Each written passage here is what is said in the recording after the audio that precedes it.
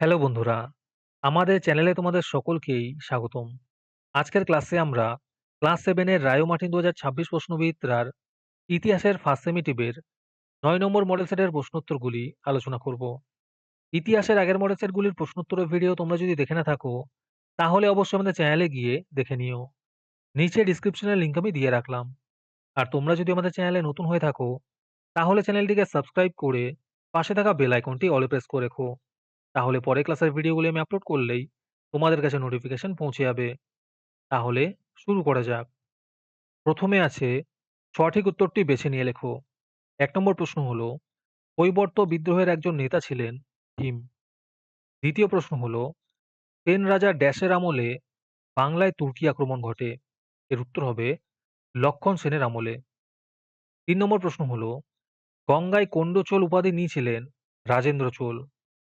৪ নম্বর প্রশ্ন হলো, রামচরিত কাব্য রচনা করেন সন্ধ্যাকর নন্দী। ৫ নম্বরে আছে, শশাঙ্কের শাসনকালে গৌড়ে যে ব্যবস্থা গড়ে উঠেছিল তাকে বলা হতো গৌড়তন্ত্র।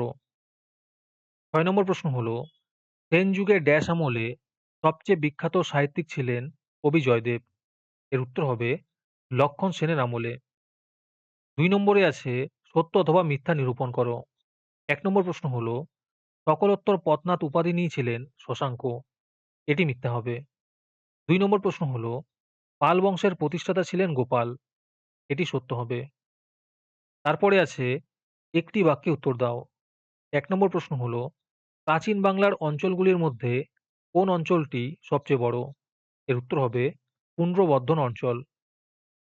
দ্বিতীয় প্রশ্ন হলো, প্রাণ সাগর ও অদ্ভুত সাগর কার লেখা?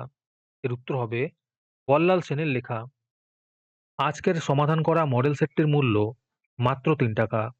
তোমরা আমাদের হোয়াটসঅ্যাপ নাম্বার 7501121499 এ যোগাযোগ করে এই মডেল সেটটি নিতে পারো এবং পরবর্তী মডেল সেটের ভিডিও পেতে আমাদের ইউটিউব চ্যানেলটি সাবস্ক্রাইব করে রেখো এবং অ্যাডভান্স নোটিফিকেশন পেতে আমাদের হোয়াটসঅ্যাপ চ্যানেল জয়েন করতে পারো। ডিসক্রিপশনে লিংক দেওয়া রইল, তোমরা সেখানে গিয়ে আমাদের হোয়াটসঅ্যাপ চ্যানেল জয়েন করতে পারো। তারপরে ৪ নম্বরে আছে, নিচের যে কোনো দুটি প্রশ্নের উত্তর দাও। এই প্রশ্নের উত্তরগুলি আমি তোমাদের দেখিয়ে দিচ্ছি, তোমরা দেখে দেখে নোট ডাউন করে নিও। ১ নম্বর প্রশ্ন হলো, আরবি ভাষায় হিজরত কি? এর উত্তর হবে হযরত মুহাম্মদের মক্কা ছেড়ে মদিনায় চলে যাওয়াকে আরবি ভাষায় বলা হয় হিজরত হয়। ২ নম্বর প্রশ্ন হলো, বৌদ্ধ দার্শনিকদের জ্ঞান চর্চার কেন্দ্রগুলির নাম লেখো। এর উত্তর হবে নালন্দা মহাবিহার, বিক্রমশীল মহাবিহার, উদন্তপুরী মহাবিহার, সোমপুরী মহাবিহার ও জগদ্দল মহাবিহার। তারপরে ৩ নম্বরে আছে, পাল ও সেন যুগে প্রধান ফসলগুলির নাম লেখো। এই উত্তরগুলো একটু দেখে নিও।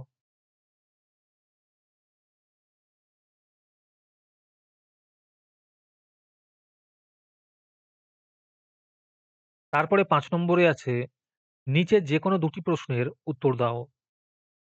১ নম্বর প্রশ্ন হলো, ত্রিশক্তি সংগ্রাম কি?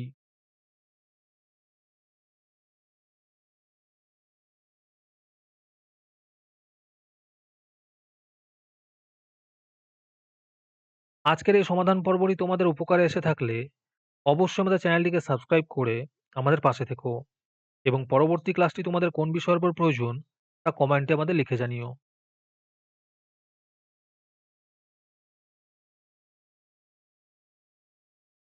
২ নম্বর প্রশ্ন হলো, চর্যাপদ কি?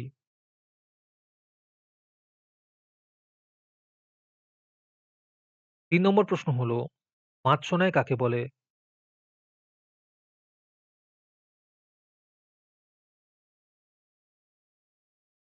তারপরে ৬ নম্বরে আছে, নিচের যে কোনো দুটি প্রশ্নের উত্তর দাও। ১ নম্বর প্রশ্ন হলো, শশাঙ্কের কৃতিত্ব লেখো।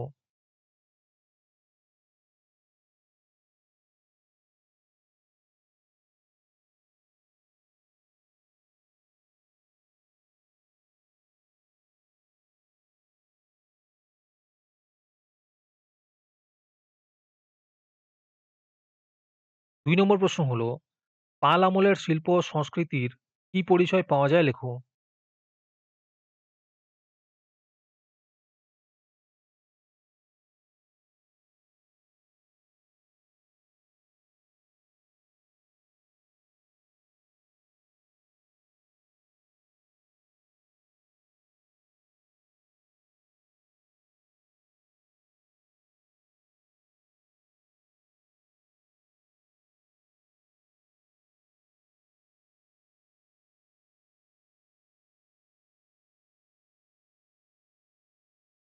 ৩ নম্বর প্রশ্ন হলো, দক্ষিণ ভারতে চোল শক্তির উত্থানের পটভূমি বিশ্লেষণ করো।